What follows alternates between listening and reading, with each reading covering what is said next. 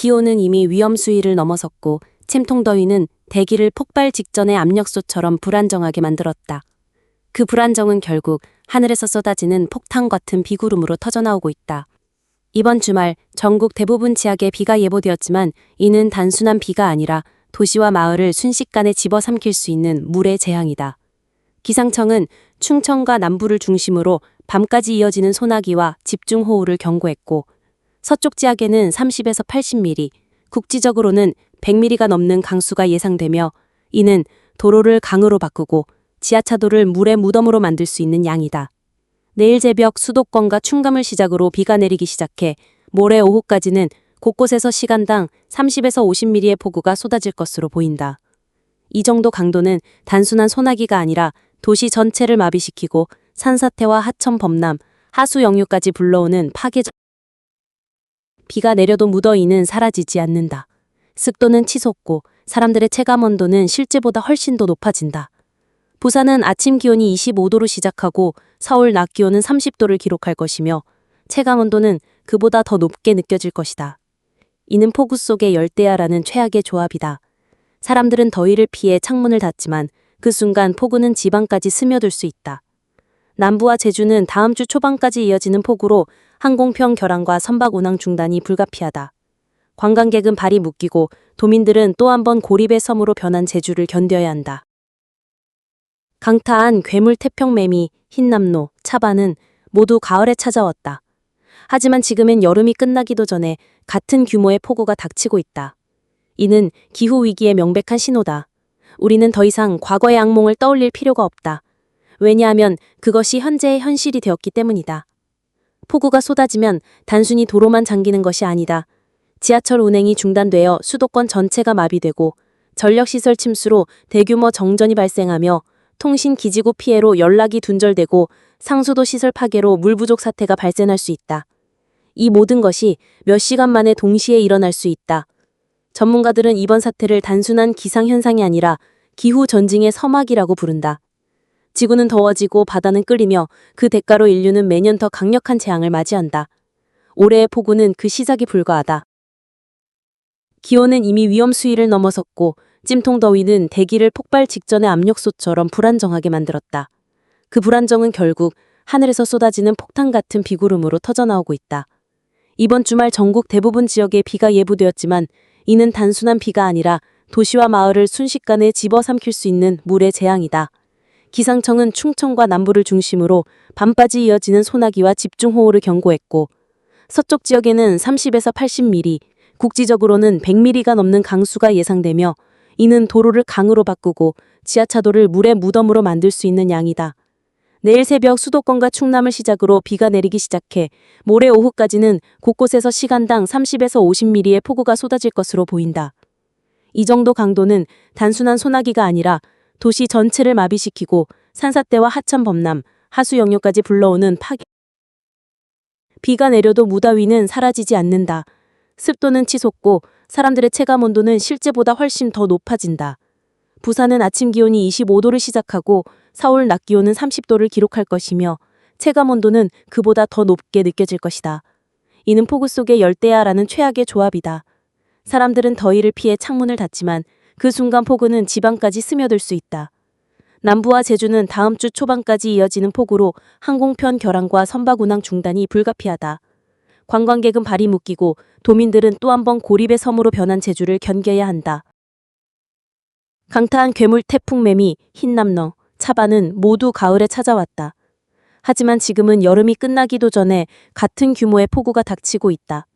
이는 기후위기의 명백한 신호다. 우리는 더 이상 과거의 악몽을 떠올릴 필요가 없다. 왜냐하면 그것이 현재의 현실이 되었기 때문이다. 폭우가 쏟아지면 단순히 도로만 잠기는 것이 아니다. 지하철 운행이 중단되어 수도권 전체가 마비되고 전력시설 침수로 대규모 정전이 발생하며 통신기지국 피해로 연락이 둔절되고 상수도 시설 파괴로 물 부족 사태가 발생할 수 있다. 이 모든 것이 몇 시간 만에 동시에 일어날 수 있다. 전문가들은 이번 사태를 단순한 기상현상이 아니라 기후전쟁의 서막이라고 부른다. 지구는 더워지고 바다는 끓으며 그 대가로 인류는 매년 더 강력한 재앙을 맞이한다. 올해의 폭우는 그 시작이 불과하다. 기상청은 국민들에게 불필요한 외출을 삼가고 산사태 위험 지역 접근을 금지하며 침수 도로와 지하차도 진입을 피하고 기상 속보를 실시간으로 확인하라고 당부한다. 그러나 문제는 아무리 경고해도 사람들은 늘 설마라는 마음으로 움직인다는 것이다. 그 설마는 매번 수십 명의 목숨을 앗아갔다. 이번 주말 대한민국은 시험대에 오른다. 우리가 맞이할 것은 단순한 비가 아니라 도시를 집어삼키고 산을 무너뜨리며 바다를 뒤집는 폭우 쓰나미다. 살아남을 것인가 휩쓸릴 것인가. 이번 주말 우리의 생존이 걸려 있다. 수도권은 단순히 비가 많이 오는 수준을 넘어 사회 기반 전체가 흔들릴 수 있다. 강남역 사거리에서 갑자기 빗물이 분수처럼 솟아올라 택시와 버스가 바다 위에 고립된 섬처럼 떠다니는 장면은 더 이상 과거 뉴스 화면 속 이야기가 아니다. 이번 주말 그 장면이 다시 반복될 수 있다. 지하철 2호선과 9호선 구간 일부는 침수 시 가장 취약한 구조를 갖고 있으며 배수 펌프가 작동하지 못하는 순간 수천 명의 승객이 지하에 갇힐 위험도 배제할 수 없다. 반지하 주택에서 거주하는 시민들은 불안에 떨고 있다. 2022년 여름 물이 순식간에 창문을 넘어서 방 안으로 들어오던 악몽이 아직 가시지 않았는데 올해도 똑같은 공포가 다가오고 있는 것이다. 충청권의 상황은 더욱 심각하다. 금강과 그 지류는 이미 수위가 높아진 상태에서 비가 몰아치면 제방이 무너질 수 있다. 제방 붕괴는 단순한 침수가 아니라 마을 전체를 집어삼키는 거대한 물의 벽을 의미한다. 농민들은 갓 자란 벼가 한순간에 물에 잠길까 두려워 논두렁을 밤새 지키고 있다. 충북 산지에서는 산사태 위험이 급증한다. 비가 지속되면 땅속에서 버티던 바위와 흙이 무너져 내려 마을을 덮칠 수 있다. 지난해 괴산 지역에서 수십 채 주택이 흙더미에 묻히던 장면이 다시 재현될 수 있다는 경고가 나온다. 남부지방은 이미 누적 강수량이 많아 땅이 물러져 있다. 호남 지역은 지반 약화로 인해 고속도로 일부 구간이 끊어질 수 있으며 이는 물류 대란으로 이어진다. 쌀, 채소, 과일 등의 주요 농산물이 제때 시장에 공급되지 못하면 물가가 치솟는다. 영남권은 바다와 접한 도시가 많아 항만 침수와 어항 피해가 예상된다.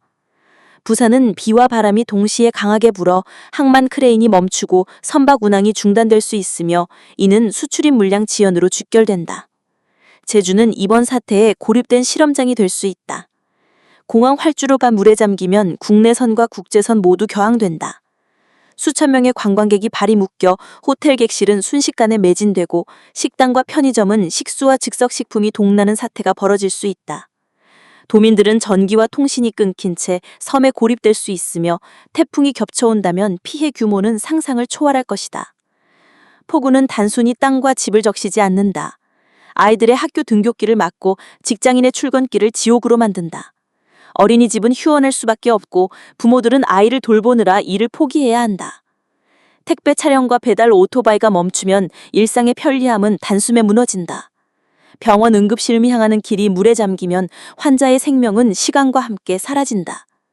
기후학자들은 이번 주말의 폭우를 과거와는 다른 새로운 시대의 전조라고 정의한다. 한국의 여름은 이제 단순한 폭염과 장마로 설명되지 않는다. 폭염과 폭우가 동시에 존재하며 서로를 증폭시킨다. 뜨거운 대기는 더 많은 수증기를 품고 그 수증기는 다시 폭우를 부른다. 폭우가 쏟아져도 열대야는 사라지지 않고 습도와 온도는 함께 사람들의 체력을 갉아먹는다. 전력 수요는 폭발적으로 늘어난다. 에어컨과 제습기가 동시에 돌아가지만 변전소와 배전선이 물에 잠겨 고장이 잦아진다. 곳곳에서 정전이 발생하면 시민들은 한밤중에 깜깜함과 번개괴음을 견뎌야 한다. 통신기지국이 침수되면 휴대전화는 먹통이 되고 구조 요청조차 어렵다. 국가 기반 시설이 동시에 무너질 위험이 이번 주말에 도사리고 있다. 정부와 지방자치단체는 비상근무에 돌입했지만 그 준비가 과연 충분한가 하는 의문이 남는다. 지난해에도 이미 예보된 폭우 앞에서 지자체의 늦장 대응이 참사를 기운 사례가 있었기 때문이다. 주민 대피 명령이 늦어져 사람들이 지하에 갇히고 하천 범람경보가 전달되지 않아 차량 수십 대가 한꺼번에 휩쓸려 갔다. 이번에도 비슷한 일이 반복된다면 국민들의 분노는 하늘을 찌를 것이다. 결국 이 모든 것은 지구온난화가 불러온 대가다. 바다는 평소보다 2도 이상 뜨거워졌고 이는 상상을 초월하는 수증기를 대기로 밀어올린다. 여기에 북태평양 고기압이 수축하면서 남겨둔 틈으로 저기압이 밀려 들어오면 한국은 거대한 물폭탄의 표적이 된다. 이 흐름은 몇 년 안에 더욱 심각해져 지금의 폭우가 앞으로는 일상적인 여름 풍경이 될 것이라는 암울한 전망까지 나온다. 우리는 이제 선택의 기로에 서 있다. 기후재앙을 단순히 특별한 사건으로 치부하고 매번 뒷수습만 할 것인가? 아니면 근본적인 대비와 시스템을 갖춰 인명피해를 최소화할 것인가? 이번 주말의 폭우는 우리 사회가 얼마나 준비되어 있는지를 냉정하게 드러낼 시험대가 될 것이다.